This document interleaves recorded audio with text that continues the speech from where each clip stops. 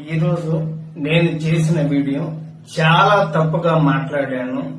దయచేసి అమ్మ భారతి, జగన్మోహన్ రెడ్డి గారికి మీ ఇద్దరు కూడా దయచేసి నేను నిజం చెప్తున్నాను. నేను అన్నమాట చాలా తప్పు. మీ భారతి గారి కాళ్ళు పట్టుకొని నేను ఒక ఆడ వారి గురించి ఇలాగ మాట్లాడటం నా తప్పు. దయచేసి మీ కాళ్ళు పట్టుకుని నేనైతే క్షమించండి.